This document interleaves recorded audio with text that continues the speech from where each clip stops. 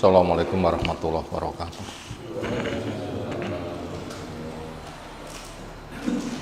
Alhamdulillahirabbil alamin.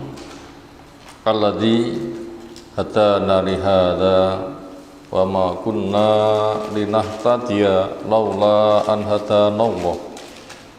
Wa asyhadu an la ilaha illallah wahdahu la syarikalah wa asyhadu anna Muhammadan abduhu wa rasuluh. Allahumma shalli ala Muhammad wa ala alihi wa ashabihi wa man tabi'ahum bi ihsanin ila yaumiddin. Ya ayyuhalladzina amanu taqullaha haqqa tuqatih wa la tamutunna illa wa antum muslimun wa ba'du. Fa inna asdaqal hadisi kitabullah wa khairal hadyi hadi Muhammadin sallallahu alaihi wasallam. Syarrul umuri muhdatsatuha fa inna kulla muhdatsatin bid'ah wa kulla bid'atin dhalalah wa kulla dhalalatin finnar. Ayyuhal ikhwah akraman subhanahu wa ta'ala, insyaallah kita lanjutkan menjakiti mengkaji kitab Wasiyatu Al-Imami Asy-Syafi'i rahimahullahu ta'ala.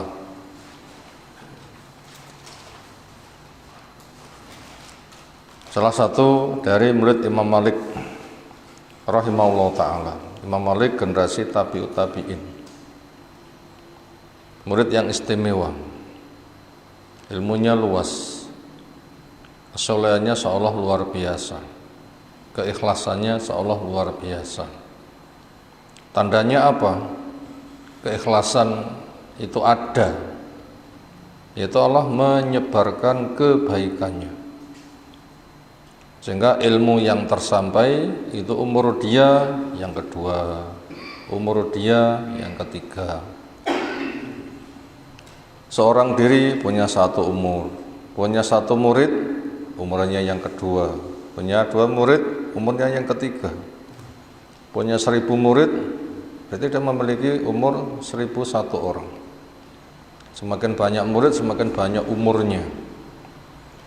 Itu merupakan keberkahan Allah yang diberikan kepada orang yang mau menyampaikan ilmu. Sampaikan atau ikut sukseskan, berangkat dari mencintainya, sehingga nanti akan berjalan di jalan yang lurus. Berikutnya kita masuk poin yang ke-9, halaman ke-9.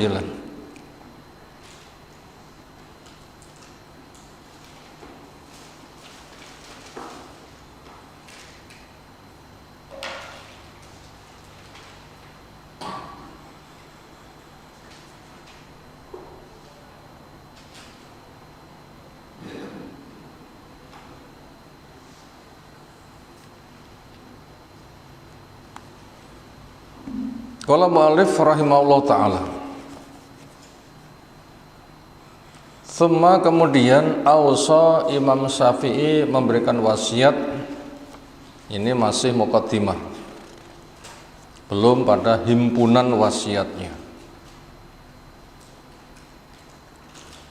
Bima dengan wasiat yang yakhussuhu Imam Syafi'i menghususkannya. Indal ikhtidhar, ketika orang pada kondisi detik-detik akhir mau meninggalkan dunia untuk masuk gerbang di akhirat.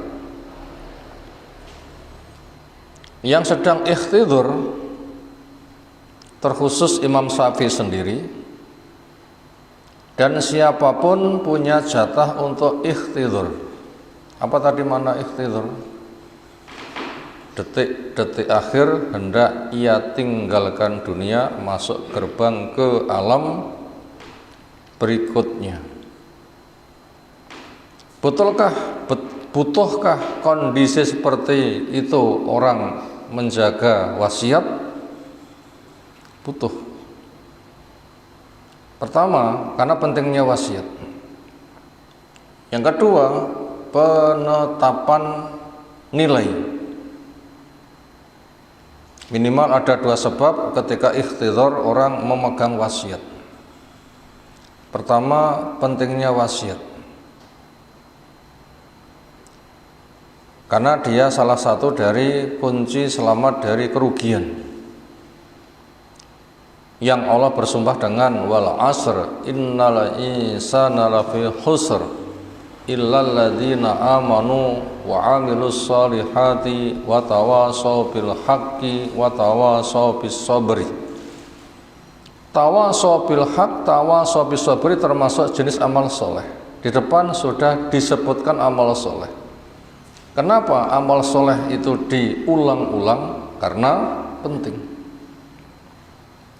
Karena penting. Karena ikhtisos memiliki nilai khusus, sehingga dia salah satu cara untuk mentas dari kerugian.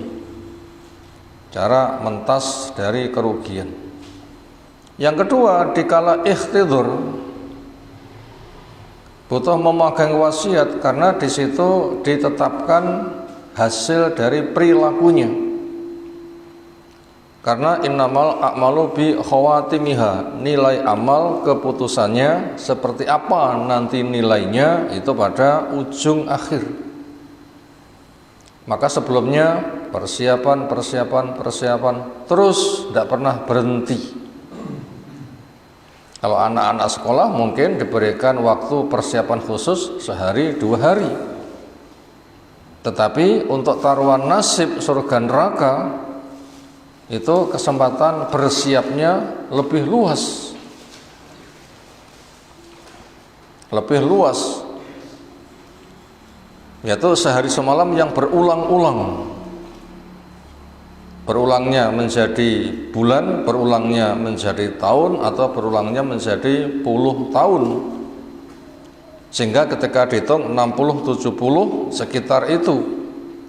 Juga ada yang 100 bahkan lebih, tetapi jarang, rata-rata 60, 70. Itu waktu persiapan.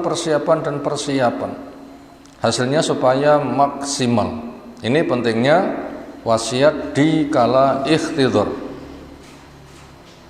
Tujuannya untuk menggapai husnul khotimah, penutup yang baik.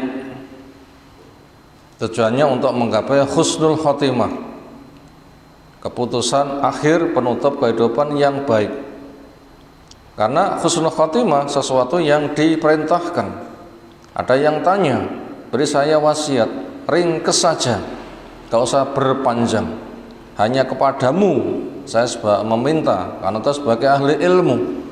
Maka wasiatnya adalah kul amantu billah tsumma istaqim. Katakan saya iman kepada Allah, berarti bertauhid, lalu wujudkan dengan ketaatan, jaga sampai mati. Yang fadilahnya adalah ketika mati dengan husnul khotimah, yang nunggui supaya membantu untuk husnul khotimah. Karena yang nunggu diperintah lakinu mautakum la ilaha illallah. Orang yang akan mati di antara kamu bimbingen supaya dia berucap la ilaha illallah. Itu butuh persiapan. Lain enggak persiapan enggak iso. Karena kulun ya'malu ala syakilatih, masing-masing orang berbuat sebagaimana kebiasaan.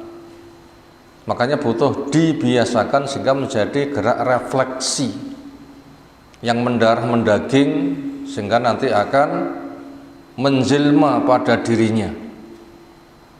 Karena ada orang itu dibimbing ucapkan la ilaha illallah, maunya mengucapkan tapi mulut awal, apa bahasa lain, keluh, apa bahasa lain, karpe sir, tapi kenyataannya gak iso. Kaya wong lindur dikejar anjing, timbang-bengok pengen mlayu, begitu sobah jebule ceblok kelambing. Andaikan anjingnya itu betul malah diterkam. Kenapa? Kesekaruan kelengeri, ya kan? Itu keluh, itu tidak bisa. Makanya butuh dilatih. Karena Allah telah memberikan penandasan, yusabbitullahu alladzina amanu bil qaulis sabit fil hayatid dunya wa fil akhirah. Allah akan mengokohkan kepada orang yang beriman dengan keimanan. Jadi yang dikokohkannya itu yang beriman dengan keimanan, karena semuanya itu berproses. Sesat distempel, dikunci mati, tiba tidak serta merta langsung dikunci mati, lahir sesat, enggak, itu berproses. Satu noda mengotori hati, hitam, nggak mau tobat, tambah hitamnya semakin bertambah, akhirnya bek. Nah, disitulah dikunci mati. Hidayah pun juga demikian. Maka sebagaimana iman itu kurangnya sehelai demi sehelai, bertambahnya juga sehelai demi sehelai, urwatan. Maka itu waktu yang ada itu merupakan waktu persiapan. Harapannya nanti sempurna. Harapannya sempurna. Sehingga fadilahnya mangkana akhiru kalamihi la ilaha illallah dakhala jannah, siapa ucapan terakhirnya dengan la ilaha illallah masuk surga. Proses pencabutan nyawa pun juga dimudahkan. Sebagaimana Allah menjelaskan, innalladzina qalu rabbuna Allah tsumma istaqamu tatanazzalu alaihimul malaikatu alla takhafu wa la tahzanu wa abshiru bil jannatin lati kuntum tu'atun nahnu aulikum fid dunya wal akhirah. Orang yang punya prinsip Allah Rabbku, berarti bertauhid dengan la ilaha illallah, tidak ada yang diibadai dengan benar kecuali hanya Allah. Rahmat bertumbuh kepada Allah dengan cara Allah. Ikhlas, berittiba. Semesta kamu kemudian mereka amalkan, lalu ia jaga pengamalannya sampai mati. Karena perintah Allah, wa'bud rabbaka hatta ya'tiyakal yakin, sembahlah Allah sampai kamu didatangi kematian. Fadilahnya apa? Tatanazzalu alaihimul malaikatu, malaikat berduyun turun sejauh mata memandang. Untuk mukmin secerah matahari, bawa kafan surga, minyak wangi surga. Malaikat maut duduk di samping kepala sambil mengatakan, Allah takhafu wa la tahzanu, gak usah takut, gak usah susah, gembira dengan surga yang kamu dijanji. Saya mitramu, menolong kamu dunia maupun akhiratmu. Makanya kita minta semoga mati kita mati yang istiqomah dengan husnul khotimah. Itu fadilahnya sangat besar. Dan itu akan kita segera mati. Mati nomor tasik dawa. Wah, aku cek enom cek suwi. Siapa bilang? Aku tua endang, ya ora mesti. Makanya umur panjang itu bukan berapa, tapi masih hidup itu umur panjang. Makanya mumpung masih hidup berarti masih panjang, segera diisi. Karena pesan Nabi SAW, ta'aruf ilallah firroha ya'rafka fisyiddah, kenalilah Allah di waktu longgarmu. Jadi kita itu longgar fungsinya untuk mengenali Allah. Ta'aruf itu wazan ta'allama, kerja keras mencari. Ta'allama cari ilmu, ta'arafa cari pengenalan, tazawwada cari bekal. Perintahnya ta'aruf, kerja keras untuk mencari, itu produktif. Di waktu longgarmu gunakan untuk pencarian. Bila waktu longgar maksimal untuk itu, waktu susah nanti akan dikenali oleh Allah. Nabung, nanti akan betok. Itu butuhnya orang menjaga kondisi ikhtidur, adanya wasiat. Imam Syafi'i memberikan wasiat khusus berkaitan masalah ikhtidur. Wa zakkarahum, dan Imam Syafi'i mengingatkan mereka bima yakhfa anhum, dengan sesuatu yang sering tertutup dari manusia. Min ta'ahudi asyaribi wal atfar, memperhatikan kumis dan kuku. Artinya banyak orang yang kurang perhatian kumis dan kuku. Secara umum dianggap kecil dan sepele. Tapi secara nilai hukum itu perkara besar. Nopo perkara di masyarakat dianggap cilik ning asline gede nopo?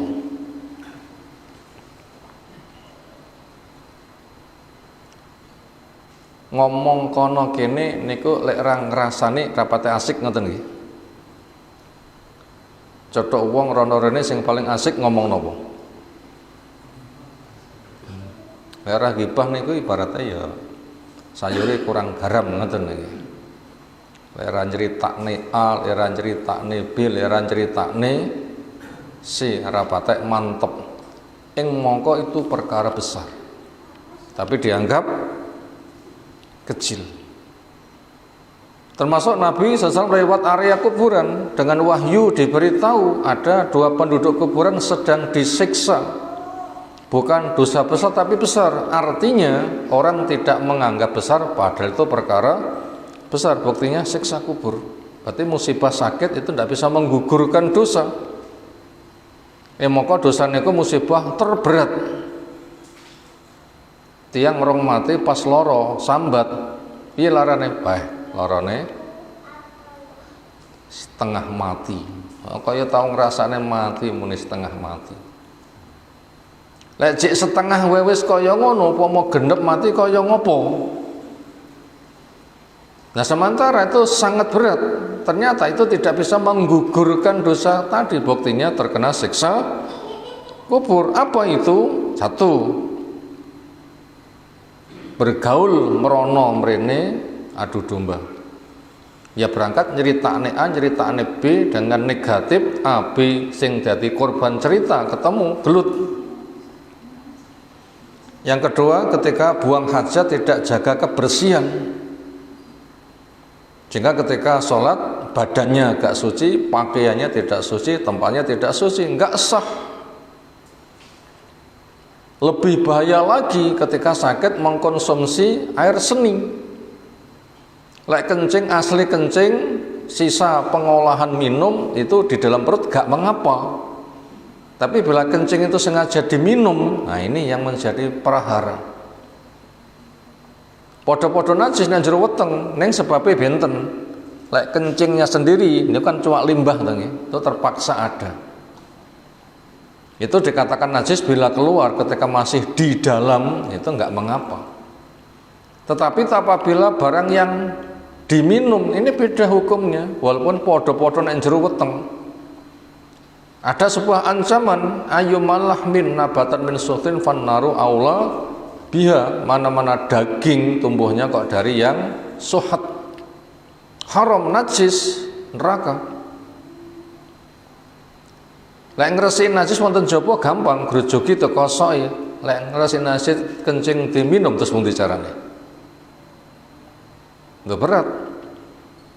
Itu lebih parah, walaupun kata dokter bisa untuk menjadi obat.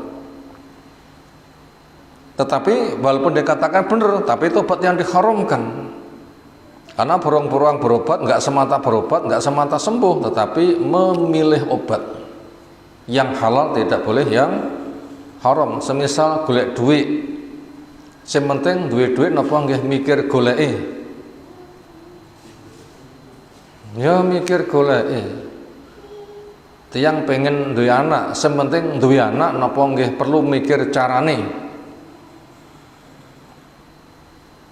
Ya sebatas mikir sing penting duwe anak, yes. Sapa kono gelem samber ngoten nggih. Apa bedanya dengan hewan?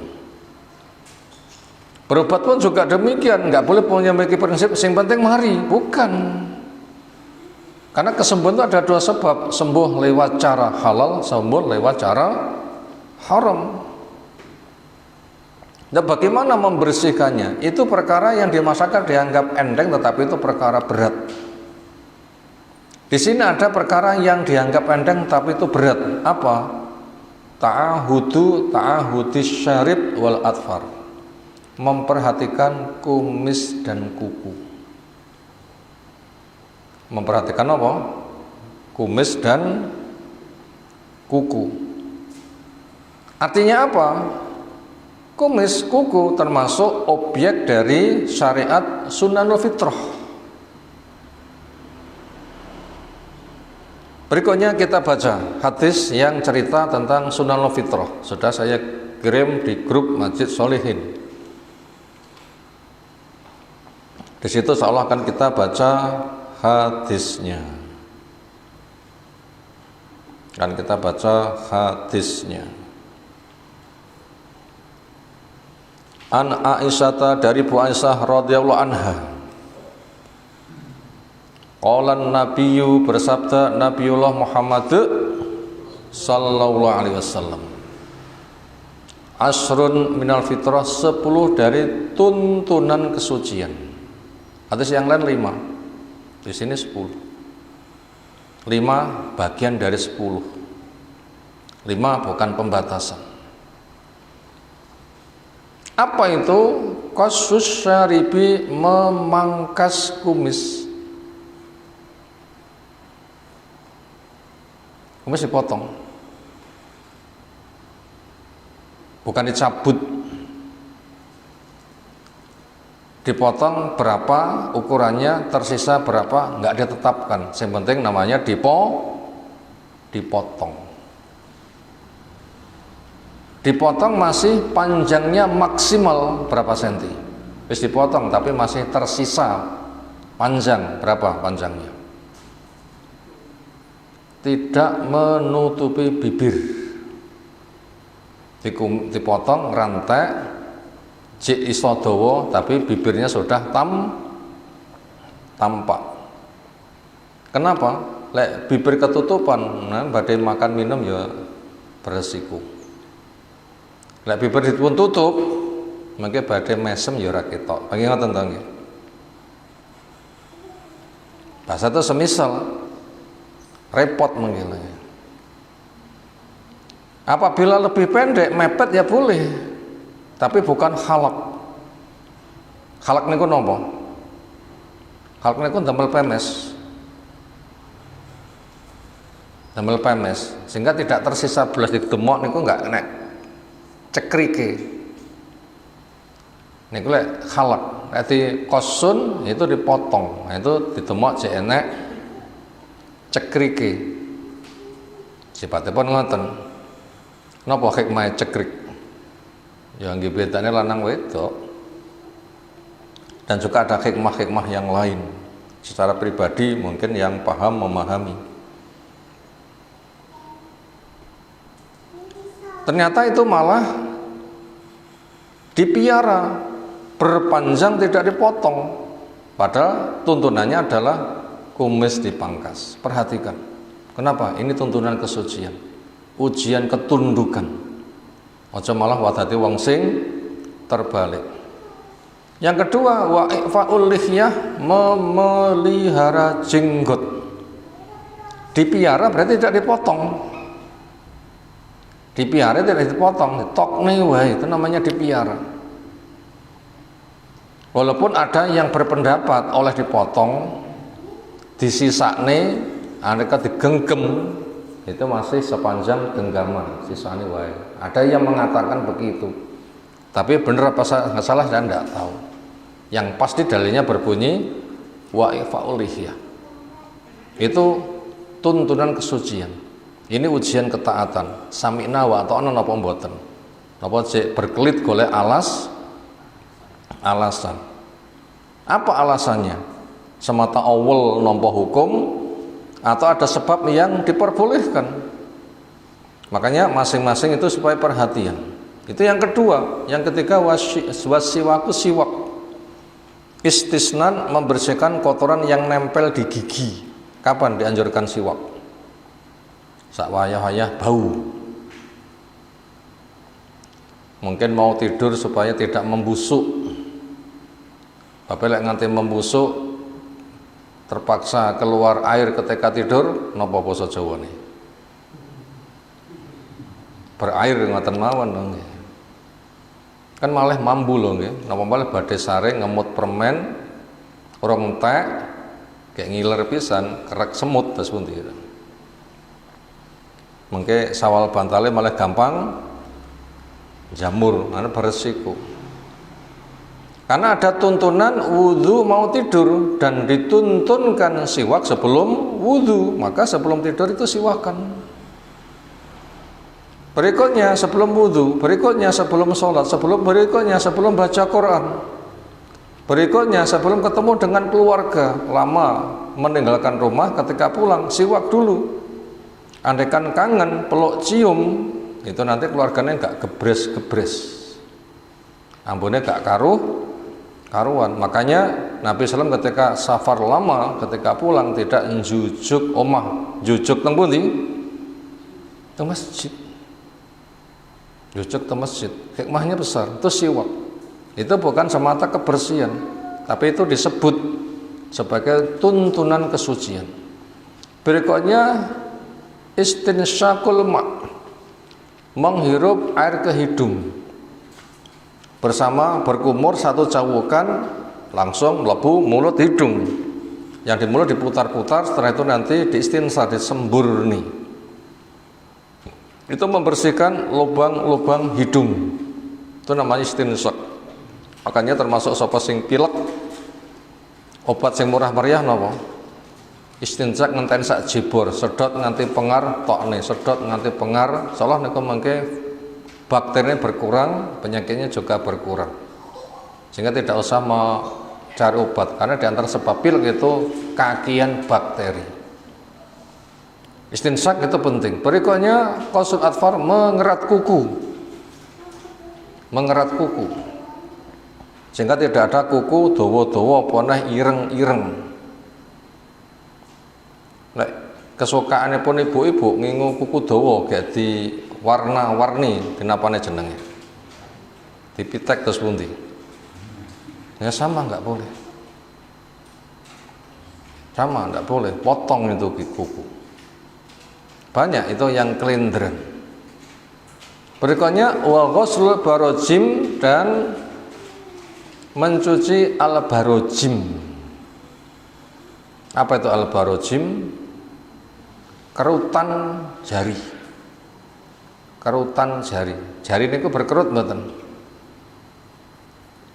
Niku ndak boleh sembrono. Harus bersih. Rata ditekuk nanti biar terbuka, betul-betul bisa dibersihkan. Sabun monggo. Berikutnya wa natful iti, mencabut bulu ketiak. Dicabuti itu, bukan dipotong. Berikutnya wa halqul anah, nyukur gundul bulu kelamin.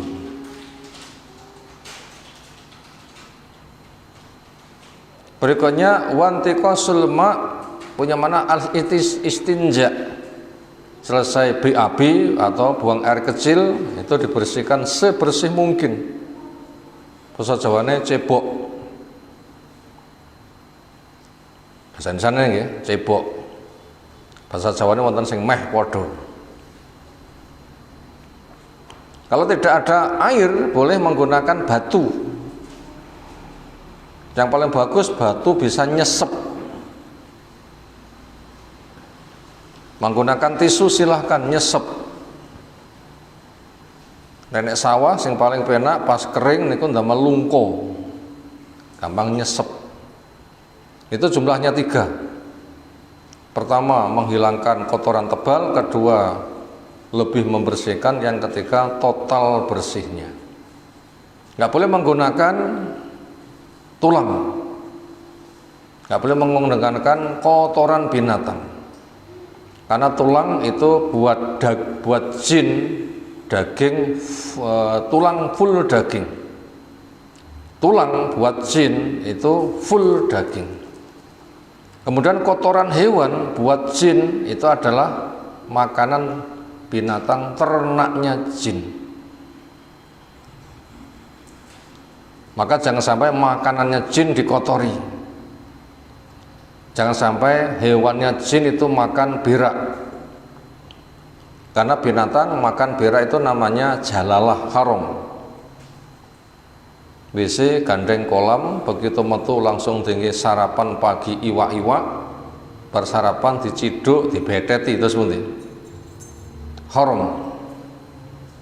itu kudu dipindah kolam, diberikan makan yang bersih. Diduga nanti sudah terjadi sirkulasi. Unsur tubuh hewan itu sudah berganti dari makanan halal, itu baru boleh dikonsumsi. Nek bedino dipasok dari WC langsung diambil dikonsumsi, niku jenenge napa? Jalalah. Napa niku hukume haram. Kita sumerap bedino pitik ra tau dipakan ning wareg-wareg teng pundi? WC belum. Wonten. Itu tidak boleh itu pitik langsung dibeleh. Kudu di kandang dhisik selama seminggu misal. Pakannya jelas halal. Kambing-kambing di padang pasir itu juga makanannya peyek. Peyek nopo? Berarti yang BAB kan malah kering to nggih. Ini tadi panganannya kewan-kewan ngoten niku. Itu harus dikarantina dulu. Harus dikarantina dulu. Itu jelas penting buat kita semuanya. Berkata masalah istinja, itu hukumnya gitu luas.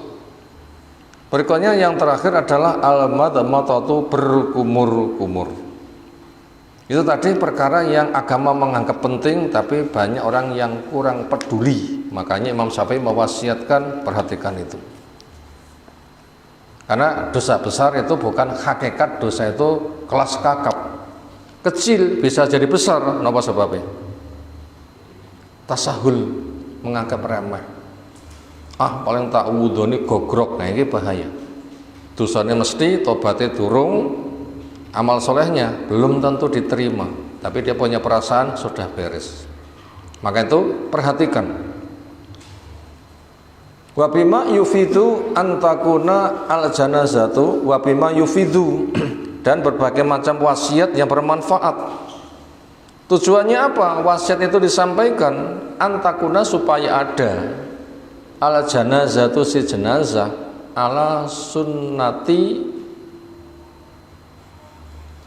khotaho ala sunnati khotamil mursalin, supaya jenazah itu berada di sunnah. Sana punya mana jalan. Kenapa mana sunnah? At-tariqah al-maslukah, jalan yang dilewati. Sunnahnya Rasul, jalannya Rasul. Supaya sunnah jenazah itu berada di atas jalan penutupnya para Rasul. Sinten? Penutupnya para Rasul, Nabi kita, khatamul anbiya wal mursalin. Maka itu diwasiatkan seperti itu. Makanya dosa besar kita ulang bukan semata zat dosa itu besar. Walau secara nilai hukum itu dosa kecil, tapi ada sikap meremehkan itu berubah menjadi besar, karena besar berasal dari yang kecil. Meremehkan berarti nggak tobat, makanya bertambah-tambah. Sehingga tidak ada rasa benci, makanya bertambahnya itu mudah. Nggak ada tobat, nah, bertambahnya itu mudah. Bahkan ada rasa bangga, bertambahnya mudah, gitu kan? Makanya jangan meremehkan dosa. Kenapa? Karena hisab yang Allah kerjakan itu sangat teliti. Penting dalilnya. Minimal 2. Pertama, manukisha udhiba. Sopo sing dihisab jelimet hancur. Gimana bentuk jelimet? Itu tidak mahfur, tidak ditutup. Sampai sebiji darah nanti akan dituntut. Putih dalilnya. Amay ya'mal misqala dzarratin syarran yarah. Walaupun sebiji sawi jelek nanti akan dihisab. Ini memberitahu kepada kita tidak boleh untuk meremehkan. Makanya perkara yang sering diremehkan berkaitan kumis, berkaitan jenggot, berkaitan ngatur rambut, ini jangan dianggap kecil. Bila Allah sudah sebut itu besar, Rasul sebut itu besar, maknanya seperti itu. Itu diantara wasiat yang dimasukkan di dalam kata pengantar buku ini. Berikutnya, wakanat haqqan adalah wasiat Imam Syafi'i adalah hak. Wasiatan jamiatan, wasiat ini bersifat menyeluruh. Ini Ini kita diberitahu wasiat-wasiat yang akan kita baca nanti itu hak bersifat menyeluruh. Yantafi'u biha, bisa mengambil manfaat dengan wasiat ini ahlul ilmi, orang yang semangat cari ilmu. Bukan sebatas datang, tetapi punya semangat, memang pengen ngerti. Watul labi, dan para pencarinya, al-muqtadiin, walaupun mereka masih kelas dasar. Kaifa la, bagaimana ini tidak penting? Bahaya sementara wasiat ini taqridun min alimin jalilin. Wasiat merupakan takrid,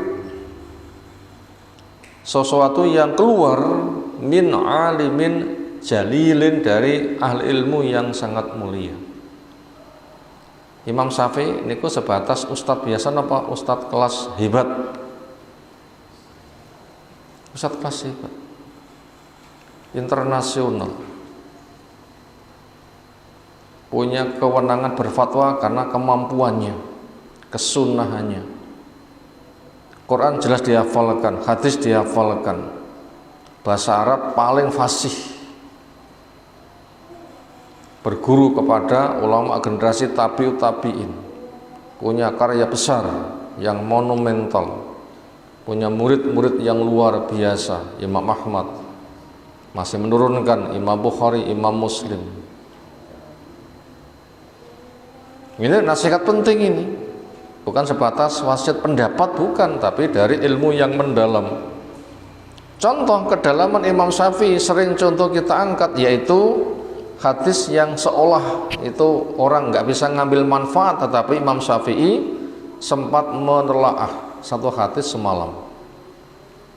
Wudunya subuh melu wudunya nisa, berarti nggak batal, nggak tidur. Satu hadis 1000 faidah. Kita mampu jejal, nggak ngentot sak jam seperti kira-kira. Ini semalaman nggak tidur, nggak batal. Ini kalau bukan orang karena punya kesungguhan, tidak mungkin. Akan kita bisa bayangkan, kok iso ya wong kaya ngono kuwi. Itu bila tidak semangat, itu nggak mungkin. Wongnya lek nggak semangat, gampang nopo? Gampang ngantuk. Mang menit kelakepan, ngoten nggih? Mang menit kelakepan. Tapi lek semangat, lali, bahasa Jawa nih, lali mangan, lali turu, niku bahasa Jawa niku lek semangat. Imam Syafi'i termasuk lali mangan, lali turu, semalaman nggak tidur. Ini betul-betul terjadi. Yang kita bayangkan, ya Allah, kok iso ya wong kaya ngono. Ini sebagai pembuktian sebagai imam yang jalil. Bila kita belum pernah bisa menyaingi, hormatilah. Bila kita belum bisa menyaingi, hormatilah, akui akan kebesarannya. Ini penting nasihat ini. Wa kama qala syair, sebagaimana berkata para penyair, an-nushu yahlu in ata min arasyidin. An-nusu, nasihat itu yahlu, rasane manis. In ata, jika nasihat itu datang, min rasyid, dari orang yang rasyid. Ada khulafa rasyidin, orang yang mampu membimbing, ahli ilmu. Imam Syafi'i termasuk ahli ilmu. Wa aladzu, dan nasihat lebih manis, lebih lezat minhu, daripada orang rasyid. Idza ata, bila datang, min arsada, dari wong sing luweh rasyid. Imam Syafi'i termasuk rasyid, Imam Malik termasuk rasyid, para tabi'in termasuk rasyid, tabi'in termasuk rasyid, sahabat termasuk rasyid. Sinten sing paling rasyid? Yang mesti benar, tidak pernah bicara dari hawa nafsu, itulah Nabi Shallallahu Alaihi Wasallam. Makanya wasiat itu penting, perhatikan. Waqad ittoroba, pernah terjadi kegoncangan, kebingungan atau keraguan anasun manusia fi isbati hadhil wasiyati, di dalam mengokohkan wasiat ini. Berarti manusia pernah terjadi kebimbangan, betulkah ini wasiat Imam Syafi'i? Gek engkau duduk. Imam Asy-Syafi'i rahimahullah taala. Ada orang yang membimbangkan, apa bahasa lain, mempertanyakan. Akhirnya pun butuh dijajaki, tenan apa ora? Nanti pun jajaki tiyang napa dereng? Nek pitik diabar ngoten nggih. Jejal dhisik, piye tarunge, enggak diduga tok. Ditanting. Ada orang yang masih meragukan. Wa nahnu sementara kami nu'akitu menguatkan anah sesungguhnya wasiat ini memang betul-betul wasiatnya Imam Syafi'i rahimahullah ta'ala li murid karena beberapa perkara minha berikut ini. 1, 2, 3. Pindah ke halaman berikutnya 4, 5 sampai habis di halaman 12 enggak kita baca. Kesimpulannya kata penulis beberapa halaman sebagai pengokoh ini betul-betul wasiatnya Imam Syafi'i. Itu hujah-hujahnya. Berikutnya kita masuk pada halaman yang ke-13. Yang kesimpulannya buku ini adalah betul-betul wasiatnya Imam Syafi'i. Alasannya di muqaddimah telah ada walaupun tidak terbaca. Kita sampaikan kesimpulannya saja. Kenapa? Saya khawatir nanti bosan. Tapi merujuk buku ini dalam halaman sekian, buku ini halaman sekian. Ini biasanya layar agak ada kepentingan gampang ngantuk mboten. Makanya kita simpulkan saja. Percaya itu memang kuat ya sudah. Berikutnya kita masuk di halaman 13 Tarjamatul Imam Syafi'i, biografinya Imam Syafi'i. Napa biografi ini?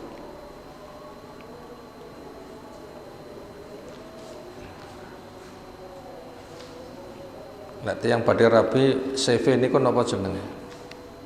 Biodata ngoten ya.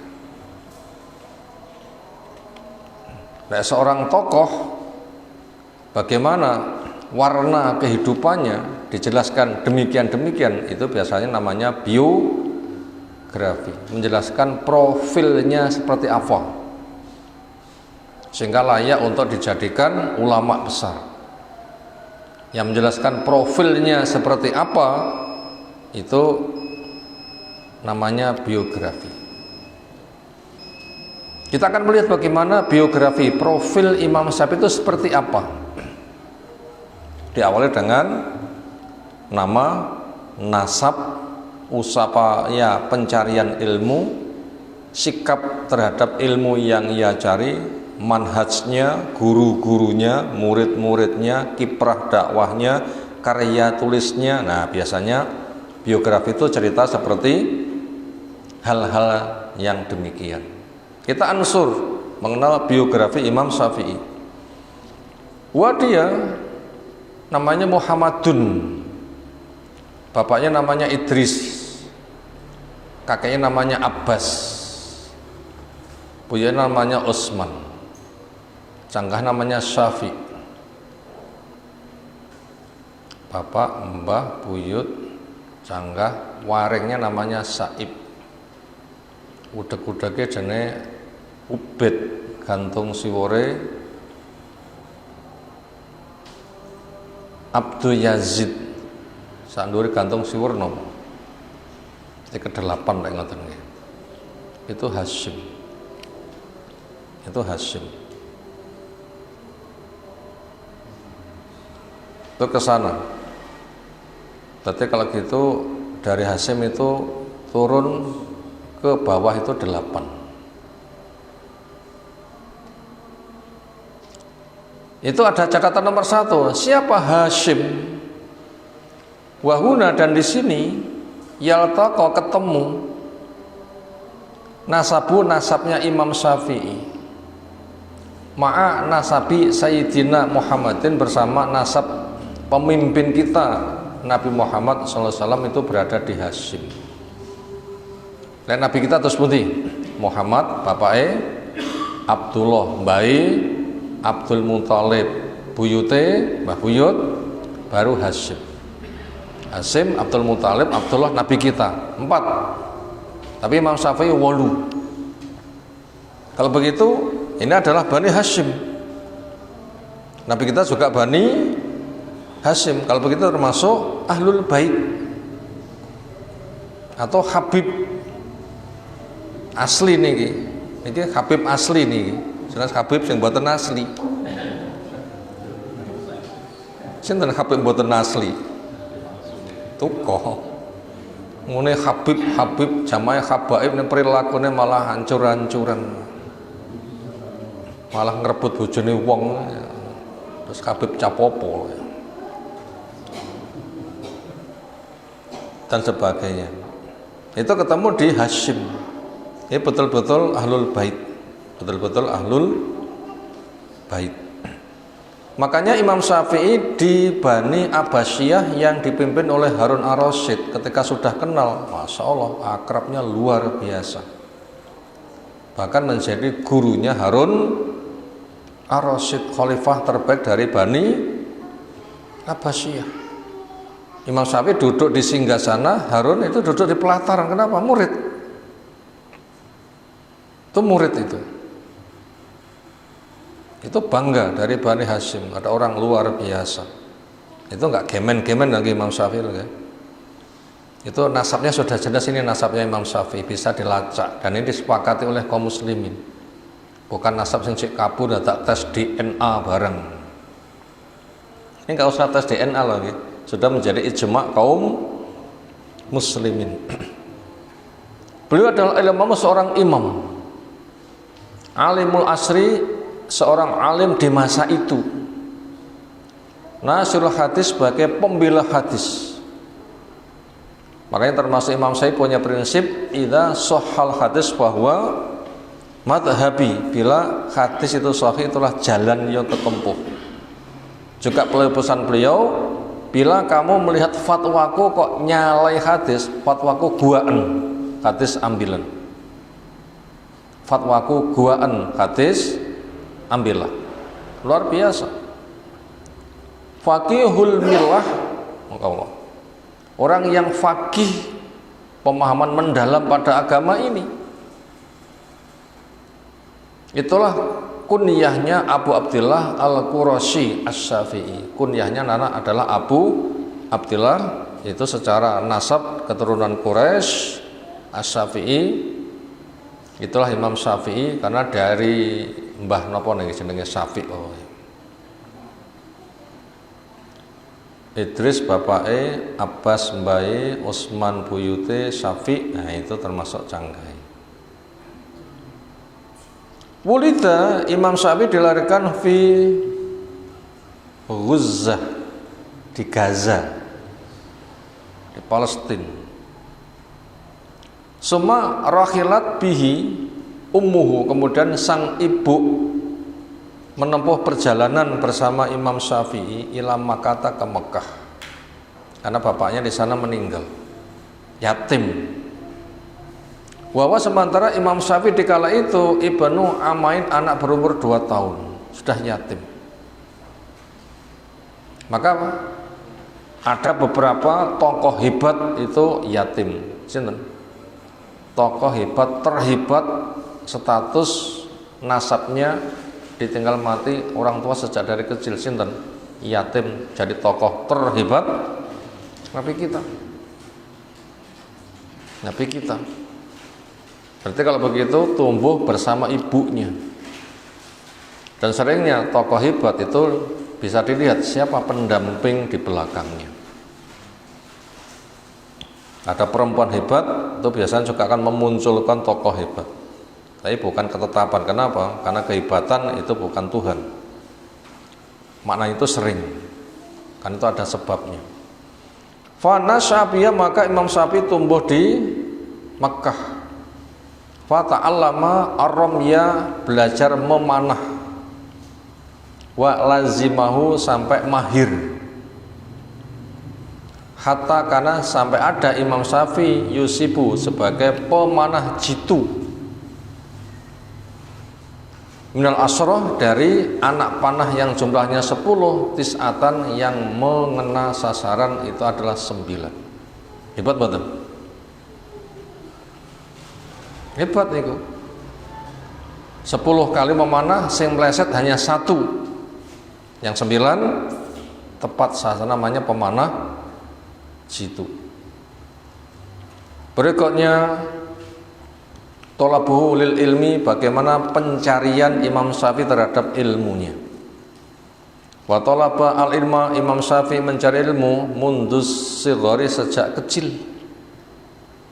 Qala al-Humaydi sami'tu asy-Syafi'i yaqul, saya dengar saya Imam Syafi'i sendiri cerita. Kuntu yatiman, saya anak yatim, fi hijri ummi, di dalam asuhan ibuku. Walam yakun laha, dan ibuku tidak memiliki ma tu'tini, apa yang ibu memberi kepada saya, lil muallim. Jadi sekolah butuh bayar uang SPP, ini kebetulan gak ada. Yatim bayar SPP ya nggak ada duit.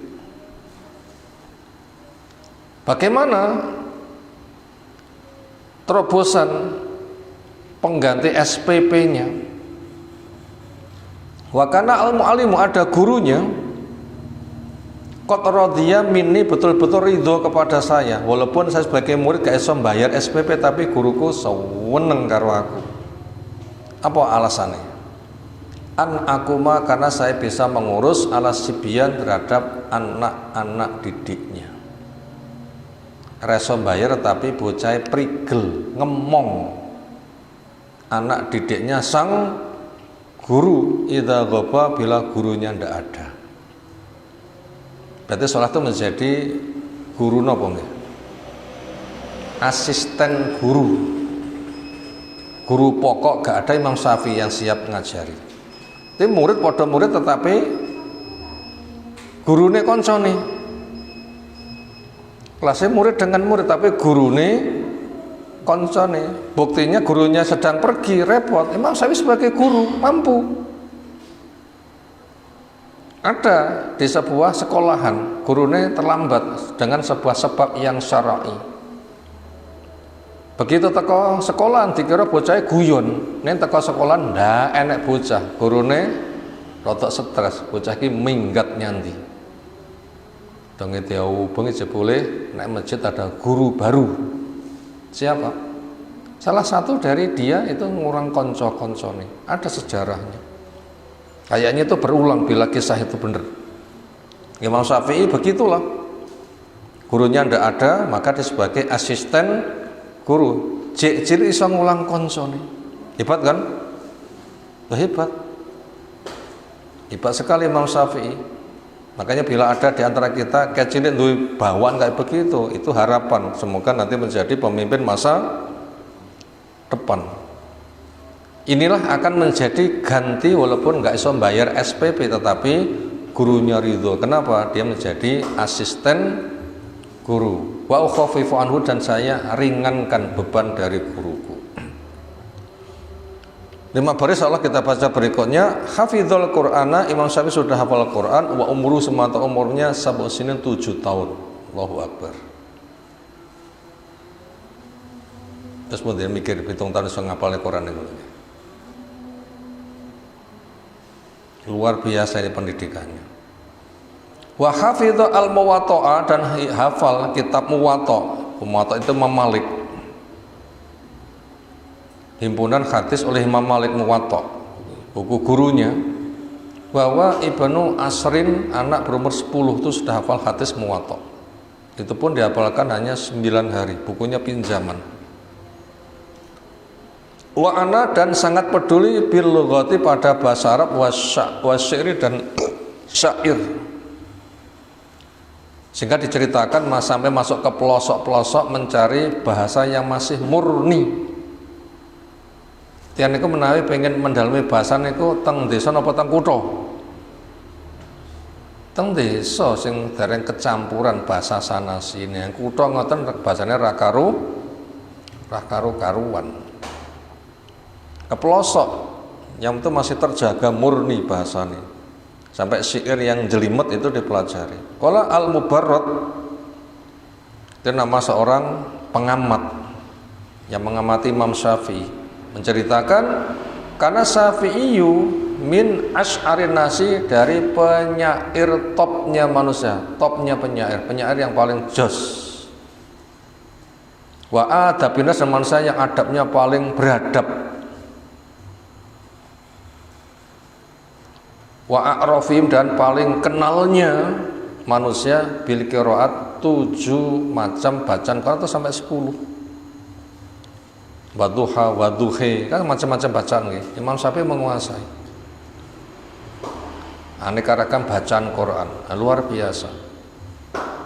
Wabalago, dan sampailah minih timamihi, diantara penjagaannya bil wakti.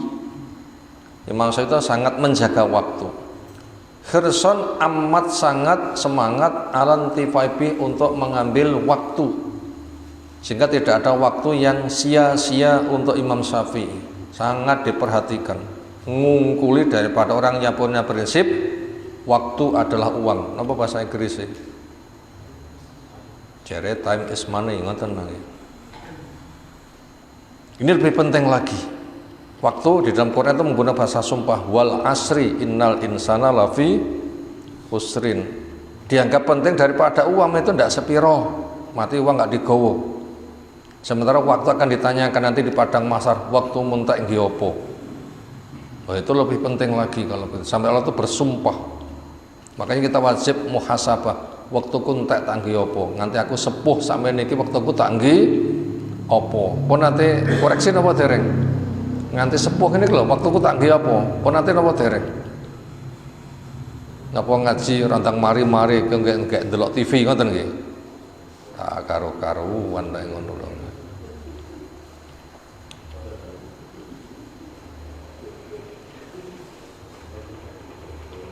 Sampai ada bahasa lain, orang itu memperhatikan waktu ketika ndelok uang, waktu itu sia-sia. Komentar, pomo wong sing menyia-nyiakan waktu ini didol hak tuku.